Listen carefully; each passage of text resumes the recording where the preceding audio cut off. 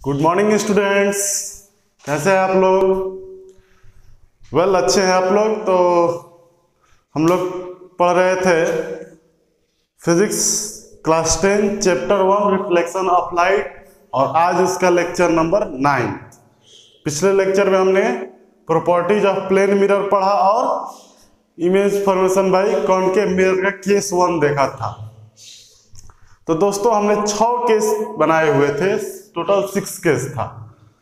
तो इन्फिनिटी पर बियॉन्ड सी के पीछे ऑब्जेक्ट रखना था, सी और एफ के बीच में, फिर सी पर भी रखना था, और सी और एफ के बीच में, फिर एफ पर, एफ और पी के बीच में। इस तरह से करके हम लोग 6 केसेस बनाए हुए थे। उसका पहला केस हो गया था जब ऑब्जेक्ट इन्फिनिटी पर रखा जाता है। तो बच्चों आपको याद है शायद, बट जब ऑब्जेक्ट इन्फिनिटी पर रखा जाता है तो उस समय इमेज कहाँ बनता है? फोकस पे। और कितना भी बड़ा ऑब्जेक्ट हो, बहुत छोटा ऑब्जेक्ट इमेज बनता है।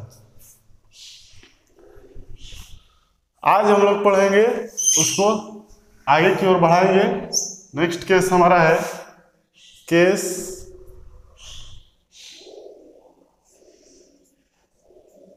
To, when object is beyond C। Object कहाँ हो?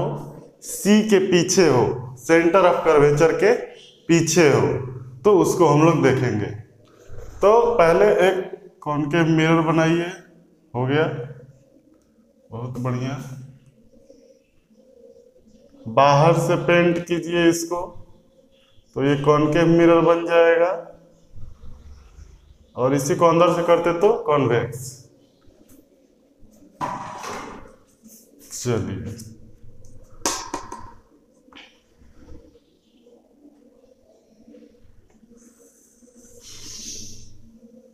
ये हमारा प्रिंसिपल एक्सिस हो गया। और यहां कहीं सेंटर हो गया, और ठीक सेंटर और पोल के बीच में यहां फोकस हो गया। तो बच्चों ये अब इस बार ऑब्जेक्ट सी के पीछे रखना है। कहाँ रखना है? सी के पीछे रखना है। तो सी के पीछे रखना है तो इरेक्ट ऑब्जेक्ट रखा जाएगा, यानी कुछ हाइट वाला ऑब्जेक्ट। इन्फिनिटी पे भी रखे हुए थे बट वो दिखाई नहीं दे रहा था, तो यहां पे हम एक हाइट वाला ऑब्जेक्ट रखेंगे। ये रहा, मान लीजिए इसका नाम रख दे ए बी।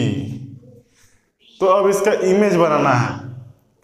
तो इमेज बनाने के लिए आपको 3 रूल आने चाहिए। 4 रूल हमने बताए थे। पहला क्या? इन्फिनिटी से आने वाली रे पैरेलल होती है, और पैरेलल आने वाली रे रिफ्लेक्शन के बाद फोकस से गुजरती है। अगला नियम, फोकस से गुजरने वाली इंसिडेंट रे रिफ्लेक्शन के बाद प्रिंसिपल एक्सिस के पैरेलल जाती है। एंड द लास्ट वन, सी से जाने वाली वापस सी से ही आती है। सी से जाने वाली इंसिडेंट रे वापस सी से ही आती है। तो उसी 3 नहीं या 4 का हम यूज करेंगे। तो हम बताए थे पिछले लेक्चर में, किसी एक पॉइंट को पकड़ेंगे, उसका इमेज बनाएंगे, और जहां भी इमेज बनेगा उस पॉइंट को हम प्रिंसिपल एक्सिस से मिला देंगे।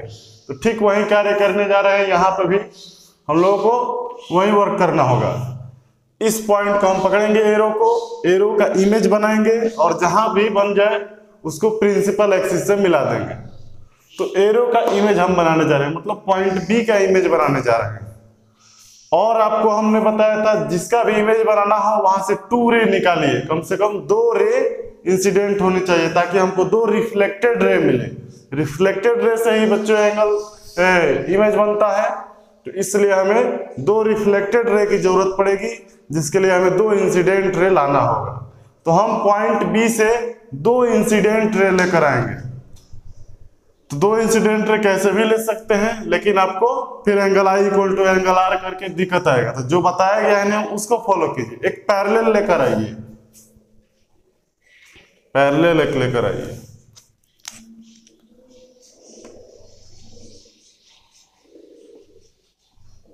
तो पॉइंट बी से एक रे पैरेलल आई, ये हमारा हो गया पैरेलल I1, इंसिडेंट रे 1। अब ये पैरेलल रे आई तो अब हमको कोई टेंशन नहीं है कि इंसिडेंट एंगल कितना होगा, रिफ्लेक्टेड एंगल कितना होगा, ड्रॉ करें, कुछ नहीं। पैरेलल आई तो हमको पता है पैरेलल आने वाली रे कहाँ से जाती है, रिफ्लेक्शन के बाद फोकस से जाती है, तो हम इसे फोकस से लेकर चले जाएंगे। तो बच्चों ये हमारा हो गया रिफ्लेक्शन R1, ये फोकस से आई थी। ओके, अब हमको रिफ्लेक्टेड रे एक मिला, एक और चाहिए, तो एक और इंसिडेंट रे लाएंगे। उसको कहां से लाया जाए, तो उसको आप फोकस से ले जा सकते हैं, सेंटर से भी ले जा सकते हैं, पोल से भी ले जा सकते हैं। कहीं से सेंटर से ले जाएंगे तो वापस उसी रास्ते से, पहले फोकस से हम लेके जाते हैं, आप कहीं से ले जा सकते हैं। ये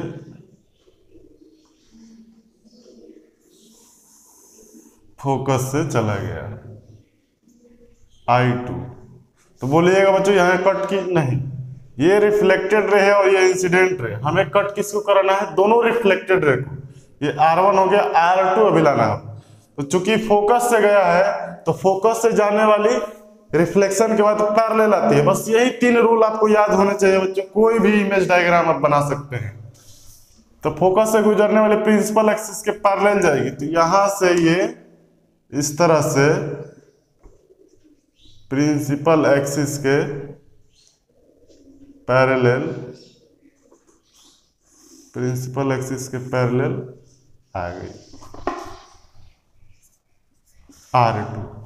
अब ध्यान से देखिए दोस्त, ये हमारा रिफ्लेक्टेड 1 और ये रिफ्लेक्टेड रे 2, और दोनों यहाँ पे इंटरसेक्ट करिए, मतलब यहाँ पे इमेज बनेगा, यहाँ पे आपको हेड बनेगा, एरो बनेगा, बी का इमेज है, इसको बी डैश लिख देंगे और इसको प्रिंसिपल एक्सिस से मिला देंगे, तो ये हमारा ए डैश हो जाएगा। ठीक है दोस्त, तो ये हमारा इमेज बन गया। आप देख रहे हैं थोड़ा छोटा बना हुआ है ऑब्जेक्ट से, तो छोटा बनता भी है। आप बिल्कुल कंपास से ड्रॉ कीजिए, सेंटर को बढ़िया से डिटेक्ट कीजिए, उसके ठीक बीच में फोकस लीजिए, आप स्केल वगैरह से बनाइए, आपका भी ठीक ऐसा ही बनेगा। बहुत बढ़िया इमेज बना यहाँ पे।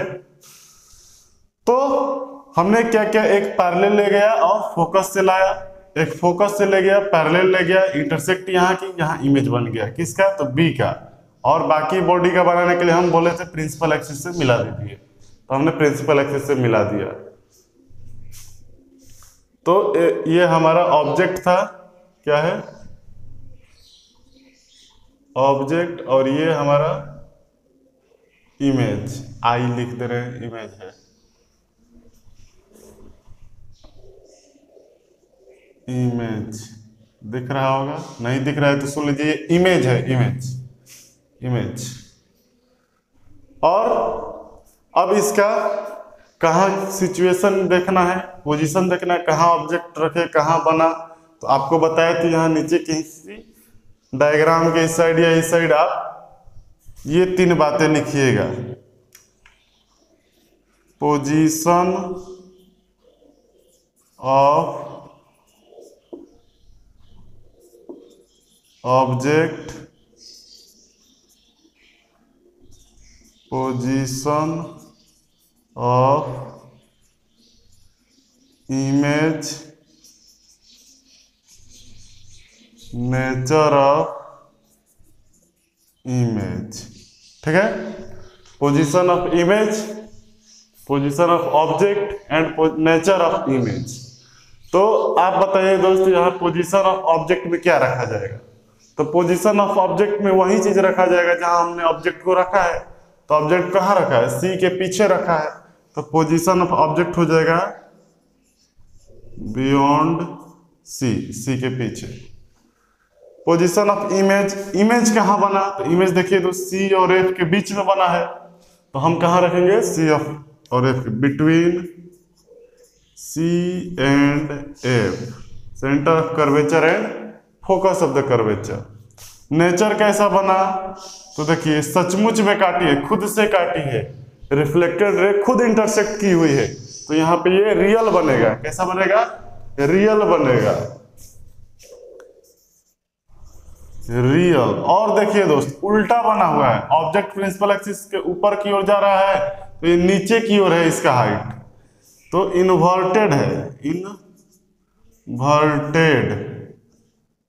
इन्वर्टेड।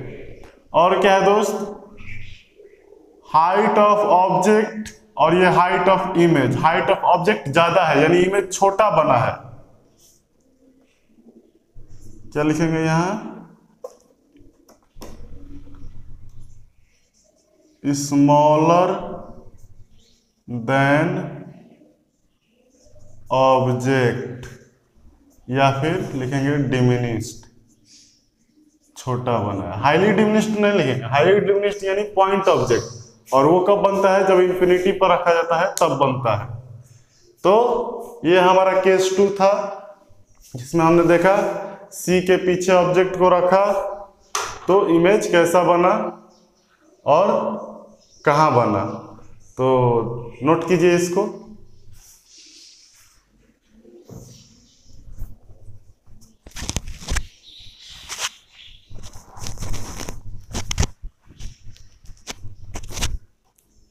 चलिए नोट हो चुका होगा।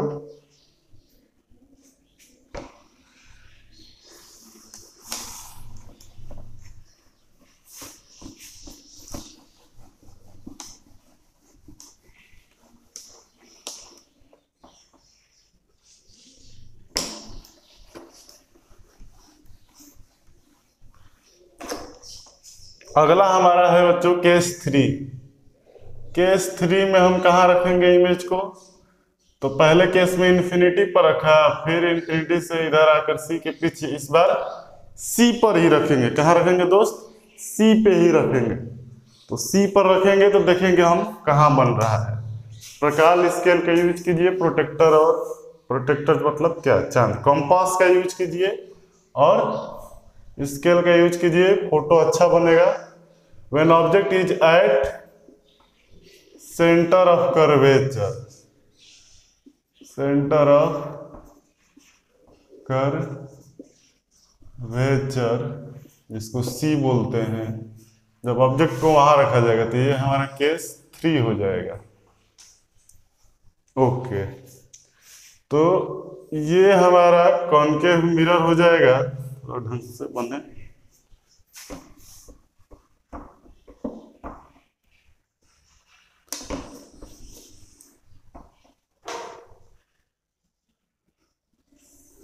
ये हमारा कॉनकेव मिरर हो जाएगा।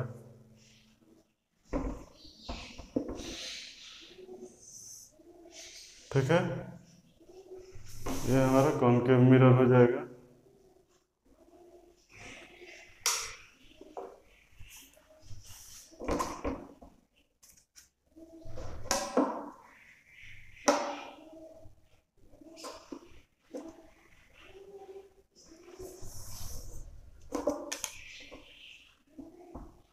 और ये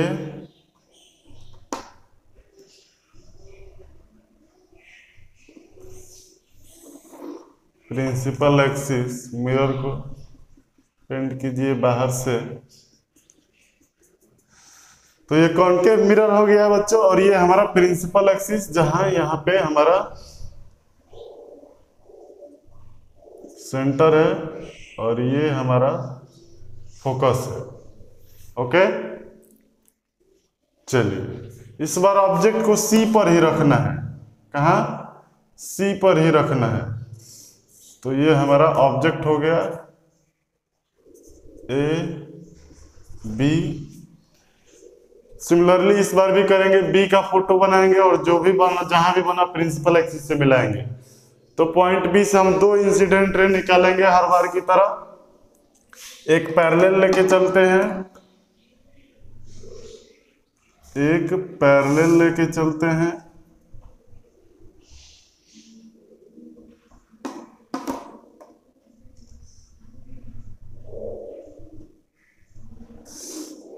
एक पैरेलल लेके चलते हैं I1। पैरेलल जाने वाली हमको पता है फोकस से होकर गुजरेगी, तो इसे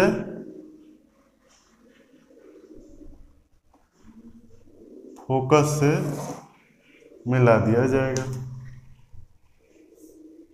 ओके, ठीक है। एक दूसरा रे लेके चलेंगे, वो कहाँ से? तो फोकस से ले लेंगे या फिर पोल से भी ले लेंगे, कहीं से ले लेंगे, कोई दिक्कत नहीं आएगा। तो हमारा टारगेट फोकस से ले लेंगे। फोकस से लेने वाली हमको पता है पैरेलल जाती है, तो एक रे हम फोकस से लेकर के जाएंगे।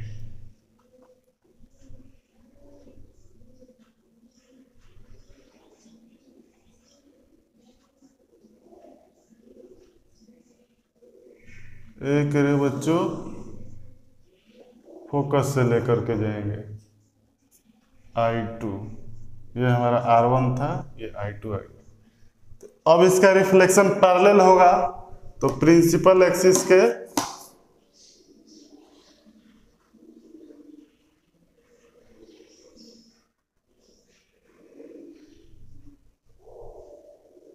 पैरेलल हो गया। पैरेलल नहीं हो पाया, थोड़ा डिस्टर्ब किया। आप इस प्रकार स्केल से बनाइएगा, डिस्टर्ब नहीं होगा।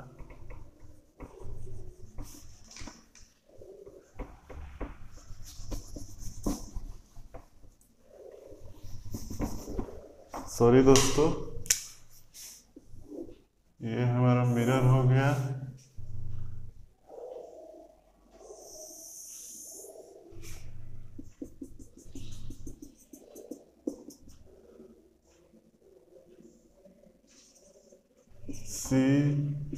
F, ये ऑब्जेक्ट हो गया। यहाँ से एक पैरेलल जाएगी जो फोकस से निकलेगी, और एक फोकस से जाएगी जो पैरेलल निकलेगी।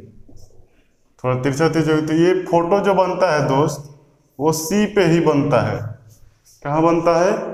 C पे ही बनता है। ये A और ये B, तो ये A डैश और ये B डैश, यही होता है। थोड़ा डायग्राम आप अच्छे से बनाइएगा, मेरा थोड़ा बुरा हो गया है।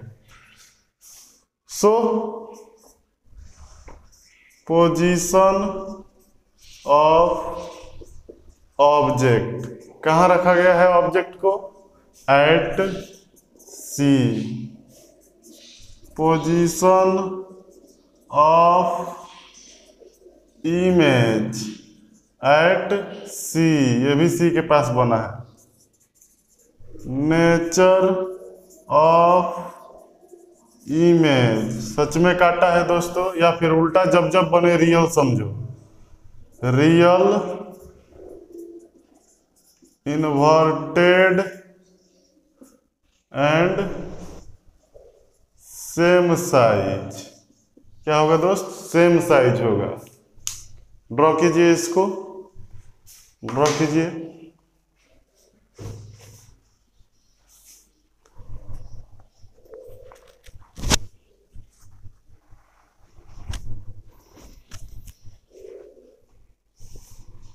चलिए, तो सेंटर पे रखिएगा, सेंटर ऑफ कर्वेचर पर। तो इमेज कहाँ बनेगा? सेंटर पर ही बनेगा। और सेंटर के पीछे रखा हमने, तो सेंटर एक ट्रिक भी बताएंगे इसका याद रखने के लिए। पहले इसको नोट कीजिए, इसको रहने बार बार लिखना पड़ेगा। पोजीशन ऑफ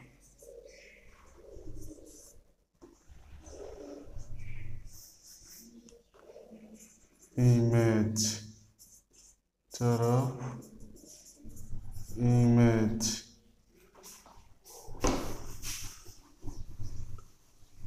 अगला कहाँ पड़ेगा बच्चों हमारा? तो C से आगे बढ़ेंगे और F से पीछे रहेंगे, यानी C और F के बीच में होगा। C और F के बीच में।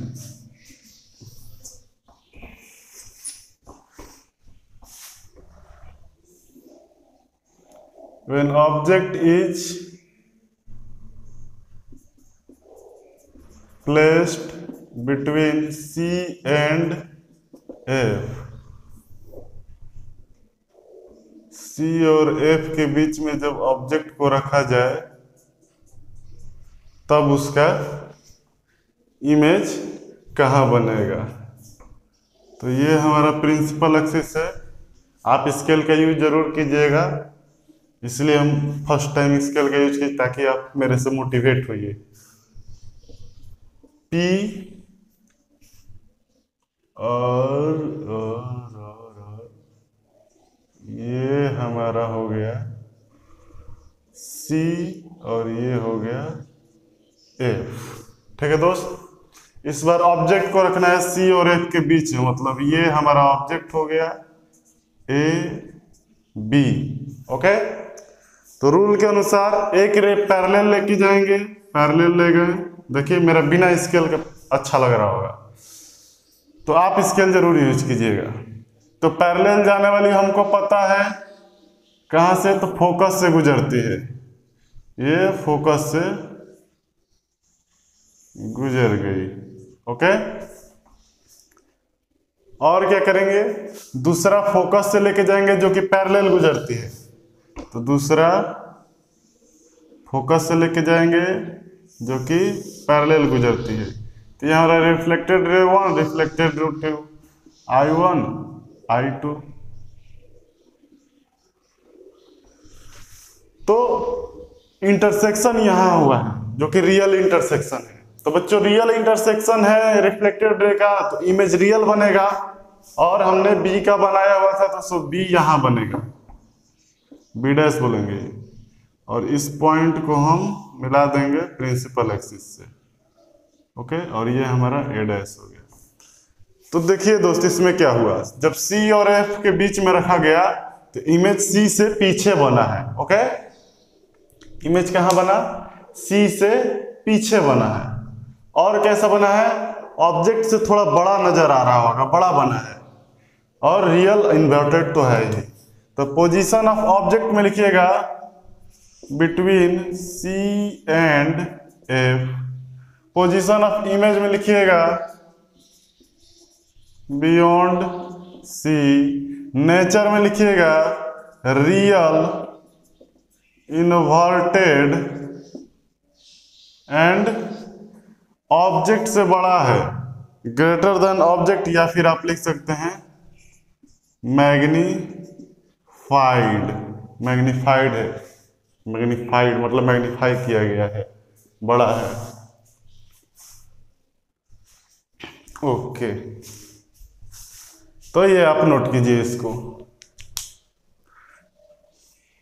कहा C और F के बीच में रखने पे C के पीछे बना और बड़ा बना, रियल बना, इन्वर्टेड बना। ये हमारा केस कितना था, केस ये हमारा 4 था, केस 4।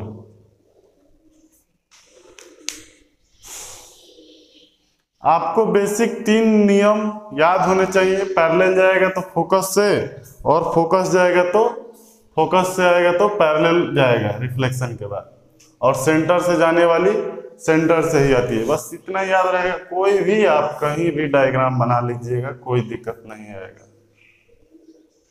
ओके, चलिए इरेज करें।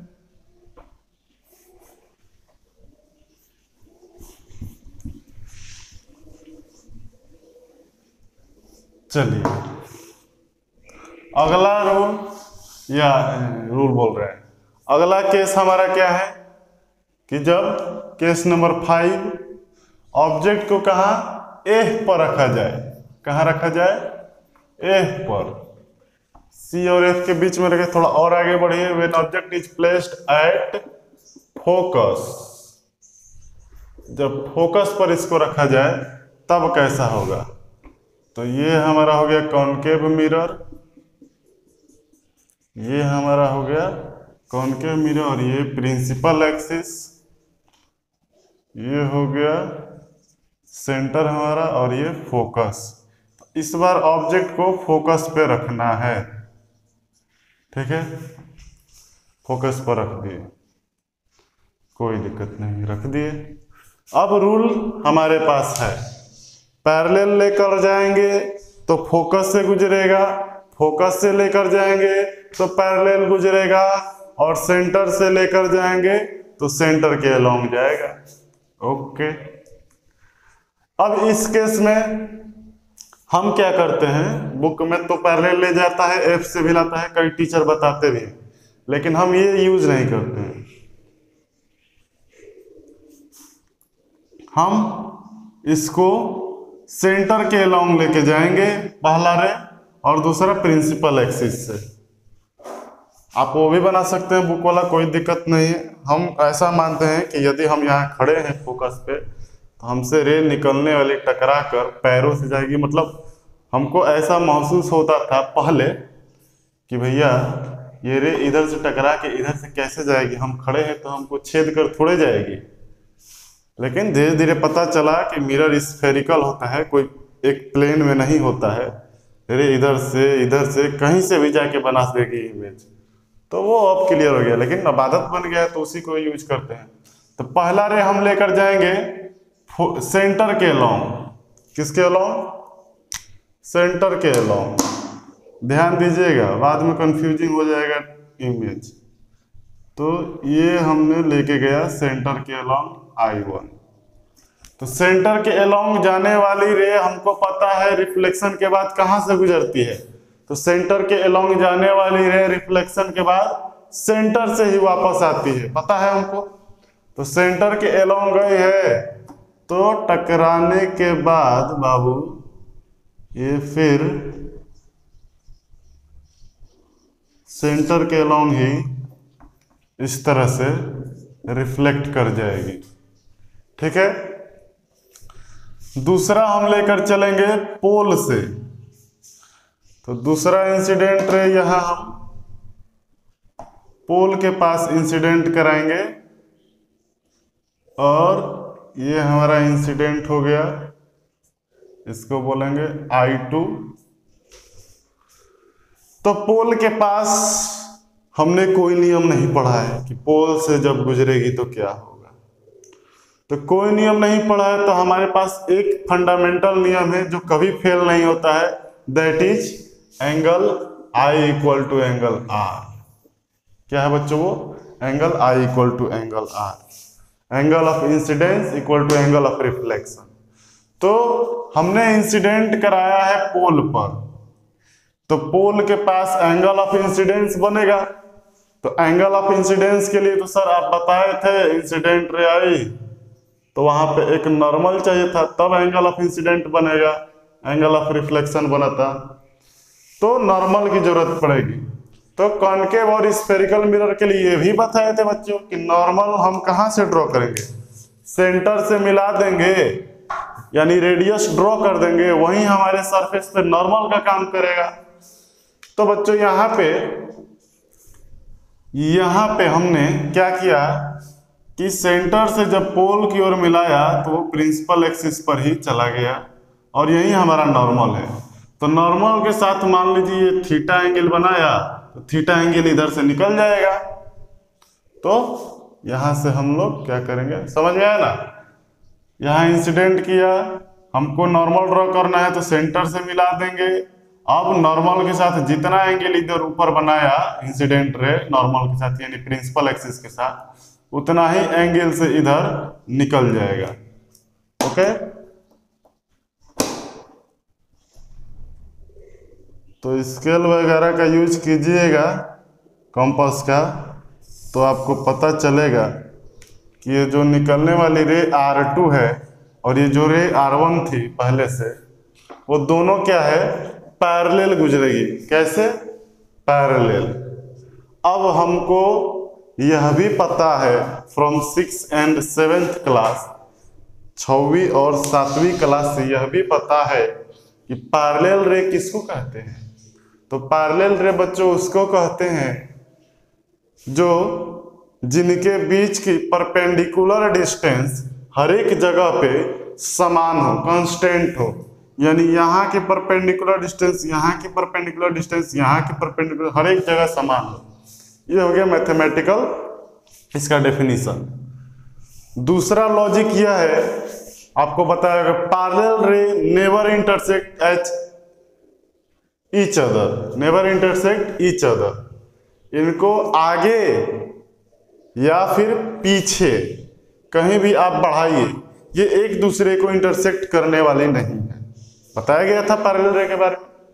ओके, तो चूंकि ये आगे और पीछे कहीं इंटरसेक्ट नहीं करेंगे, तो भैया आप बताइए इमेज कहाँ बनेगा।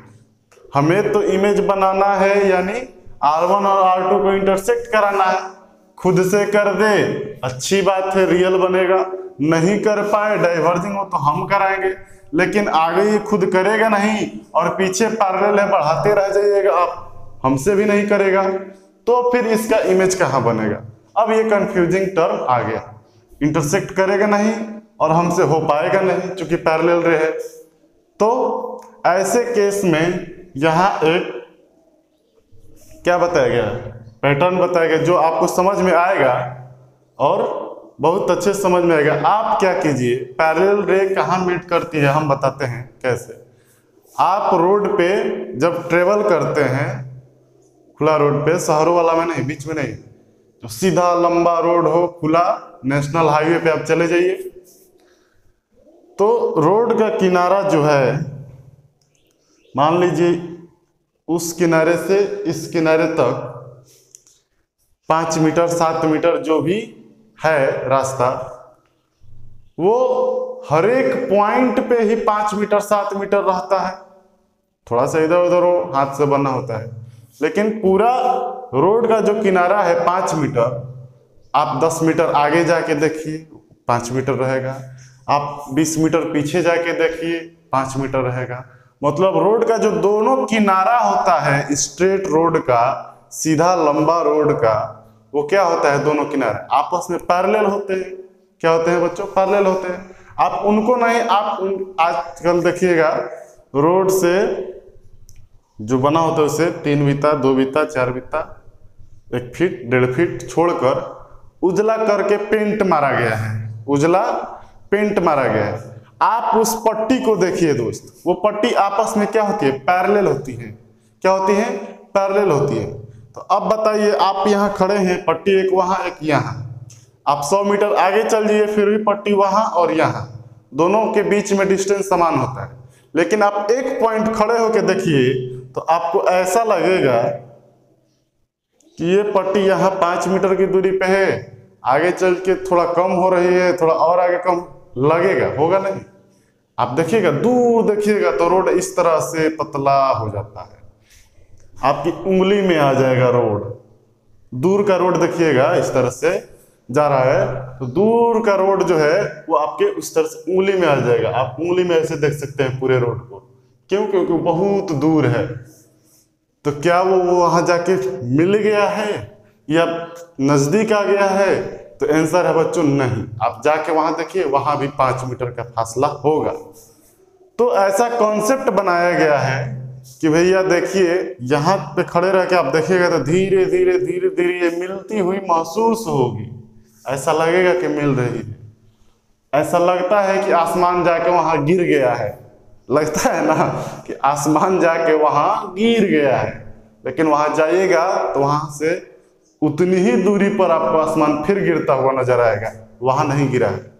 वहां जब जाइएगा उतनी दूरी पे तो फिर लगेगा कि यहाँ भी नहीं गिरा है, उतनी ही दूरी पर गिर गया है। तो ऐसा केस रोड के साथ भी होता है। तो हम उसको क्या बोलते हैं कि ये रोड देखिए वहां जाके मिल गया है, जाइएगा वहां तो मिलेगा नहीं। तो इसको बनाया गया है, कॉन्सेप्ट बनाया गया है भैया कि आप ना इसको बताते रहे कहाँ मिलेगा। ये जाते जाते जाते जाते जाते इन्फिनिटी पर मिल जाएगा। कहाँ मिल जाएगा? इन्फिनिटी पर मिल जाएगा। अब इन्फिनिटी कहाँ है दोस्त? तो इन्फिनिटी जाइए ढूंढिए कहाँ है, पता नहीं कहाँ है। इन्फिनिटी का मतलब होती है इन्फिनिटी, जिसका कोई अंत नहीं, उसी को अनंत बोलते हैं। चलते चलते थक जाइएगा, नहीं मिलेगा। तो रियल में ऐसा होगा तो ना मिलेगा। ये कॉन्सेप्ट बनाया गया है कि इन्फिनिटी पे मिल जाएगा। तो बच्चों इसका इमेज जो है वो कहाँ बनेगा? इन्फिनिटी पर बनेगा। कहाँ बनेगा? इन्फिनिटी पर बनेगा। कैसे इन्फिनिटी का कॉन्सेप्ट आया? तो रियल में कहीं मिलने वाला है नहीं, लेकिन देखने से लगेगा कि दूर जाकर कहीं मिल रहा है, लेकिन आप वहां दूर जाइएगा तो वहां भी कुछ नहीं मिल रहा है। फिर वहां से लगेगा कि ओह इतना दूर जाएंगे, तो इस तरह आप करते करते थक जाइएगा, फिर भी नहीं मिलेगा। तो कॉन्सेप्ट बनाया गया यहाँ पे कि ये भैया इन्फिनिटी पर मिल जाएगा।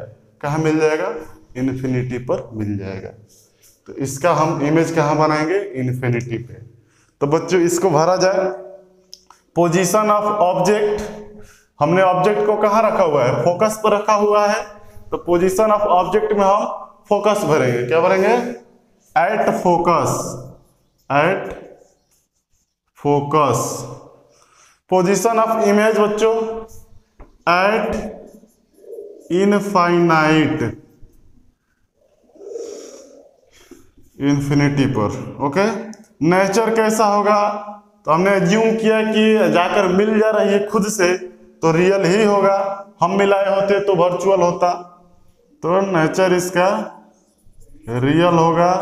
और चूंकि प्रिंसिपल एक्सिस से ऊपर रखे हैं और ये प्रिंसिपल एक्सिस से नीचे जाके मिलेगा, कहीं प्रिंसिपल एक्सिस के नीचे ही है ये दोनों रे, तो कहीं नीचे जाके मिलेगा तो इन्वर्टेड होगा। Inverted, inverted, inverted. और इसका साइज कैसा होगा? तो हाईली मैग्नीफाइड, हाईली मैग्नीफाइड, बहुत बड़ा होगा। क्यों बड़ा होगा? तो देखो दोस्त, अगर यहां मिल जाता तो इतना बड़ा, यहां मिल जाता तो इतना बड़ा, यहां मिल जाता तो इतना बड़ा। जैसे जैसे हम दूर भाग रहे हैं यहां से, उतना बड़ा, उतना ज्यादा नीचे आना पड़ रहा है। तो आप बताइए इन्फिनिटी पर जाकर ये मिल रही है, इन्फिनिटी पे जाकर कितना बड़ा होगा? इन्फिनिटी पता नहीं, अनंत पे चले जाइए तो इसका हाइट कुछ अनंत टाइप का आएगा, बहुत बड़ा। मतलब छोटा भी ऑब्जेक्ट रखेगा तो बहुत बड़ा इमेज बनेगा। ठीक इसका रिवर्स याद कीजिए ना। केस 1 क्या था कि आप इन्फिनिटी पे रखिएगा तो फोकस पे बनेगा और बहुत छोटा बनेगा। केस 1 आप पेज उलट के देख सकते हैं नोटबुक में।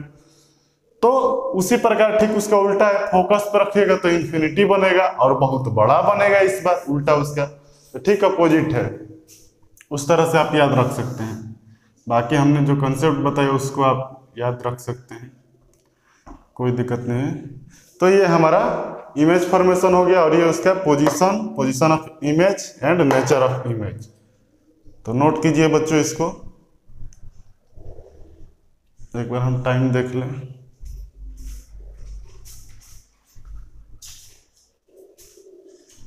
ओके, 37 हो रहा है।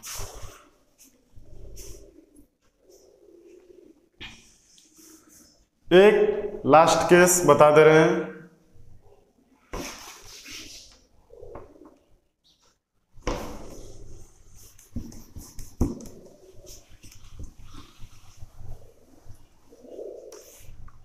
लास्ट केस बच्चों, इसमें ऑब्जेक्ट को कहां रखा जाएगा?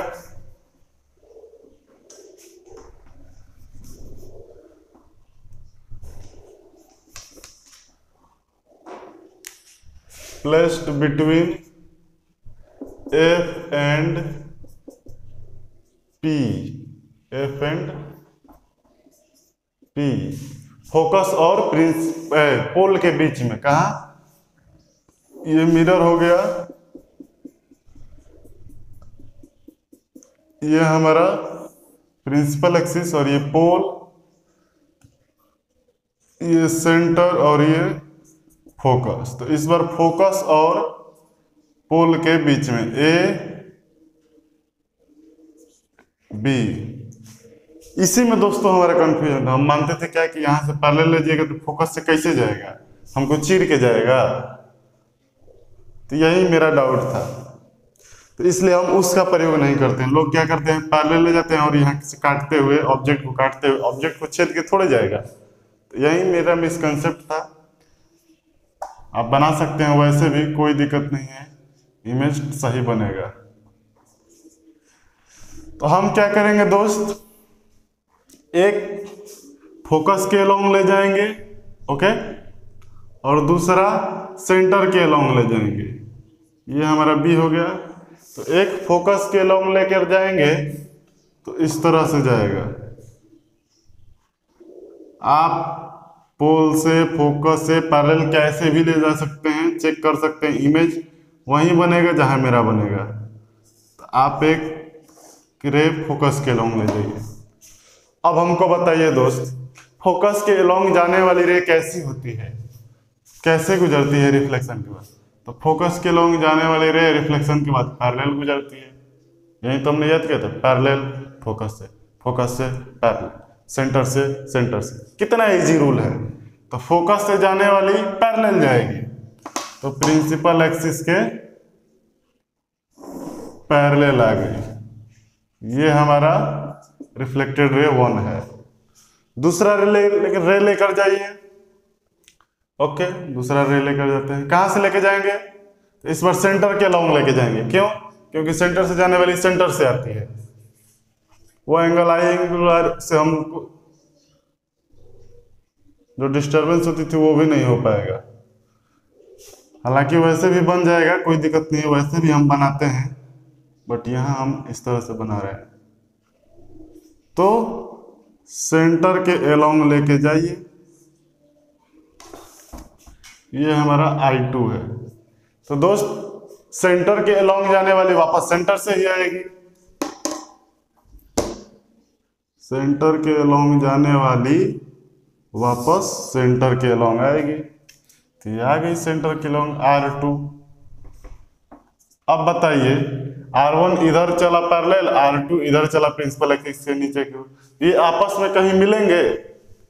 तो ये आपस में कहीं नहीं मिलेंगे। और डाइवर्जिंग है, पैरेलल भी नहीं है। तो डाइवर्जिंग है, तो हम क्या करेंगे, इनको आपस में पीछे की ओर मिलाएंगे और इस समय इस बार वर्चुअल बनेगा। तो रे 1 को देखने वाला देखेगा तो इसको लगेगा कि ये इधर से कहीं से आ रही है, और रे 2 को कोई देखेगा तो लगेगा ये इधर से कहीं से आ रही है। तो दोनों एक दूसरे को यहां इंटरसेक्ट की। तो हमने बी का फोटो बनाया था, तो यहां बी बनेगा, है? और बाकी प्रिंसिपल एक्सिस से मिला दीजिए, तो ये A डैश और ये B डैश। इस बार देखिए दोस्त, इमेज जो है इससे बड़ा बना है। इमेज जो है, इमेज ऑब्जेक्ट से बड़ा बना है इमेज, और सीधा भी बना है। देख रहे हैं? तो ये होता है जब फोकस और पोल के बीच में ऑब्जेक्ट को रखा जाता है। किसके? तो कॉनकेव मिरर। कॉनकेव मिरर में जब फोकस और पोल के बीच में रखिएगा तो इमेज कहां बनेगा दोस्त? तो इमेज बनेगा मिरर के अंदर, सीधा और कैसा है, और वर्चुअल यानी काल्पनिक, आभासी। और यही इमेज हम लोग देखते हैं रियल में, मिरर में यही इमेज देखते हैं हम लोग। ये सब तो देख नहीं पाएंगे। क्यों? मिरर के सामने खड़े हैं और सामने हवा में बन जाएगा तो कैसे दिखाई देगा? लाइट दिखाई देती है, उसको देखने के लिए अब पर्दा का यूज करना पड़ेगा। तो हम लोगों को सवाल क्वेश्चन में भी आता है कि ऑब्जेक्ट को यहाँ रखने पे पर्दा को कहाँ रखे कि इमेज दिखाई दे? तो पर्दा को वहीं रखिएगा जहाँ इमेज बनेगा। तो हमको क्या बेसिकली वहाँ के पोजीशन ऑफ इमेज निकालना होता है, कि पोजीशन ऑफ इमेज निकाल लेंगे, वहीं पर्दा रखेंगे। ये सब रियल है। रियल आपको पर्दे पे दिखाई देता है। पर्दे यानी प्रोजेक्टर पे आप देखते हैं जो, वो रियल इमेज बनता है। प्रोजेक्टर को एडजस्ट किया जाता है इधर उधर, या फिर यहीं से फोकस होकर एडजस्ट किया जाता है ताकि बढ़िया इमेज बने। हम लोग जो देखते हैं शीशा के अंदर दिखाई देता है, तो शीशा के अंदर दिखाई देने वाला और सीधा दिखाई देता है, तो मतलब ये क्या हो गया? मतलब ये हो गया वर्चुअल। कभी कभी उल्टा भी दिखाई देता है। चम्मच में अब देखिएगा, एक तरफ से सीधा दिखाई देगा, एक तरफ से उल्टा दिखाई देगा, तो वही इन्वर्टेड केस हो गया। ये सब एक्सपेरिमेंट अब चम्मच में दोनों तरफ से देखिएगा। नया चम्मच होगा तो और बढ़िया दिखाई देगा, चम्मच नहीं तो छनौटा, छोलनी, कलछुल कुछ होगा उसमें देखिएगा। तो position of object between focus and pole, position of image inside the mirror, mirror के अंदर। नेचर कैसा होगा? तो वर्चुअल होगा क्योंकि हमने बनाया है, वर्चुअल होगा। और इरेक्ट यानी सीधा बना है। और कैसा बना है? मैग्नीफाइड बड़ा है, इमेज से बड़ा बना है, मैग्नीफाइड, इमेज से ऑब्जेक्ट से बड़ा बना है, इमेज से बड़ा नहीं, ऑब्जेक्ट से बड़ा बना है। तो ये हमारा केस था बच्चों, 6th नंबर लास्ट केस, जिसमें हमने फोकस और पोल के बीच में रखा है ऑब्जेक्ट को। तो इमेज कहाँ बना? इमेज बना मिरर के अंदर, ऑब्जेक्ट से बड़ा, सीधा, और इसको हम लोग वर्चुअल इमेज बोलते हैं। क्या बोलते हैं दोस्त? Virtual image. तो नोट कीजिए इसको।